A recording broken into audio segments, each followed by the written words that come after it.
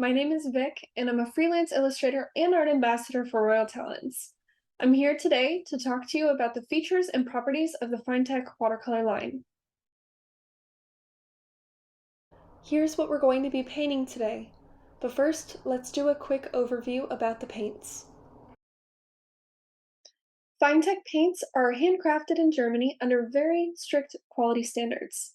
They incorporate the use of rare pigments and microformulations to produce intense and beautiful effects. Not only are they highly pigmented, but they are also light fast and archival. They have a gum Arabic binder, which makes them very compatible with other watercolors.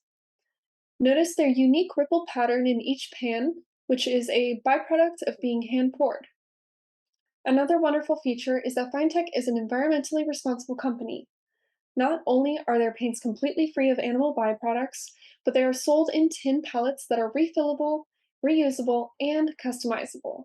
So now that we know the basics, let's paint. Here are the supplies that we will be using today. A custom set of 12 FineTec paints, which I'll go over in more detail about the colors I selected later, some silicone brushes, Talens liquid masking film, a white colored pencil, a water mister, Amsterdam acrylic ink in both titanium white and oxide black. We also have some black Rembrandt watercolor paper. I'll be using masking tape to stretch my image, and then also Neptune brushes by Princeton. I used a white watercolor pencil to sketch my image, but you can also use white transfer paper.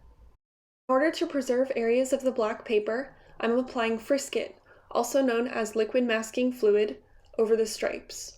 FineTec can be quite opaque on black paper, and so the Frisket allows us to focus on applying our colors and building up our midtones and highlights without worrying too much about our complex black stripes. To do this, I'm just using a silicone brush. These are perfect for Frisket as they can be wiped off when you're finished using them, and they come in a variety of different precise shapes. While our Frisket dries, I wanted to talk a little bit about our palette here. I have chosen a variety of different types and colors of FineTec, mostly pearlescent, but I have also included one neon orange, an iridescent blue, and a flip-flop color named Patina. All of these types can be mixed interchangeably for different effects. As you can see, it's pretty simple to build your own custom palette. All you have to do is pop your pans in and out. We also have all this room up here for mixing colors, but I do also like to use it storage-wise with just a little swatch sheet that I've made of my colors. This is especially helpful for black watercolor paper, as the colors tend to look a little bit different than they do on the white. Before painting, I always spray my dry pans with some water. Any sort of water mister will work just fine. Some people also prefer eyedroppers, but having that water permeate into our dry pan is really going to help with color payoff later on. Let's start off by plugging in our midtones. I'm going to be using the colors on the left side of my swatch sheet and painting right over top of our dried Frisket. I'm using an oval wash brush as I'm able to use the tip for details or apply pressure and be able to quickly block in larger areas. At this point, I'm mixing the colors I need in the lid of my palette. Painting on black watercolor paper is the opposite of painting on white, so by adding more water, you'll end up with darker tones of your color. In addition, it will make the metallic more subtle, the more water that is added. Before the next step, I want to make sure that my midtones are all plugged in. I'm even beginning to add a bit of the neon orange to add some more saturation for clarity. The neon orange does not have any metallic in it, so it will help break up some of that metallic sheen that will be seen throughout. It's a bit hard to see the metallic qualities through the camera, but at the end of the video, I'll be doing some close-ups so you'll be able to see it a bit better. Normally, I would wait to remove the Frisket after adding shadows and highlights. However, for this illustration, and even more particularly when painting fur, I want the stripes to be less of a blocky graphic shape. So in order to soften them, I'll just need to place brush strokes feathering over the edges. So here I'm using something called a pickup tool to remove the Frisket, but you can gently remove it by just rolling your fingers over the surface. Make sure your paint is completely dry. Because of FineTec's gum Arabic binder, It's very compatible with other water-based medias. So here I'm going to be mixing it with titanium white and oxide black Amsterdam acrylic ink. It is very opaque, but you could also use gouache, or if you have an opaque watercolor, that would work just fine. So we're going to be mixing this with our FineTec paints. But I'm just going to be mixing that directly onto my palette. One thing to keep in mind is it's also going to give our metallics a little bit more of a matte sheen.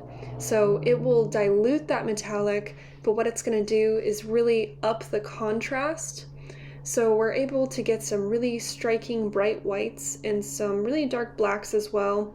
The black actually sits really nicely on this paper, so it will allow the illustration to kind of come in and out of the black areas of the paper with the ink. Now you don't have to mix this with ink if you don't want to, of course. It's just something I like to do because I think that it really helps the metallics stand out when there are different levels of metallic throughout. Because the FineTec paints are very striking, of course. They have that really bold metallic look to them, but when you mix in a little bit of a matte to help with your tones and values, really amp up that contrast, you end up with a lot of variety, and I think that that helps, especially when you're painting something a little bit more natural, like a tiger. Now we are at the point where the illustration's colors are blocked in, but it still needs some refinement. The edges of all the fur needs work to look fluffier, and we need to tighten up some areas such as the features on the face, like the eyes and the nose. This second pass over the edges will help enforce the texture of the fur against the really smooth, clean edges of the eyes and the nose. I'm brushing into the black stripes with my pearlescent gold and a touch of black ink combo. I'm also following the perimeter of the tiger's head and placing more fur strokes into the background. This will help break up the line of negative space. So I thought for this piece it would be fun to do some whimsical touches. So here I'm just using a flip-flop color called patina for the leaves, and it kind of shifts colors between green and gold. Next I'm using the iridescent blue, which shows up best on black background. Next, I'm adding a little bit of neon, actually each of the colors from the Neon FineTec palette, and this is just to help pump up all the saturation on my colors. I like my illustrations to be very vibrant. I'll use an eraser to get rid of any extra colored pencil lines I have, and then here is the final illustration.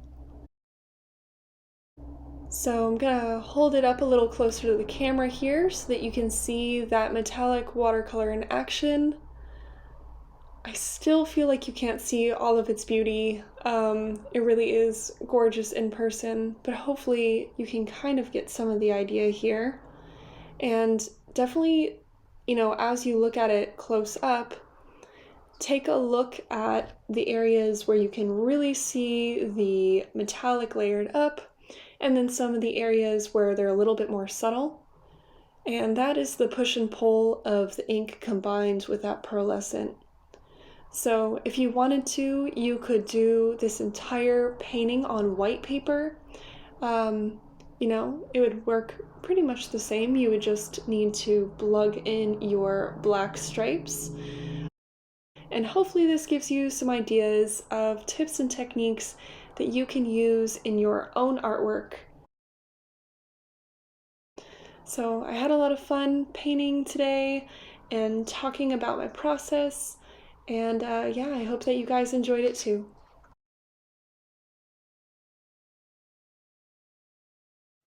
So regardless of what you took away from our brief time together, I hope that it encourages you to branch out and try using FineTec in some of your own illustrations.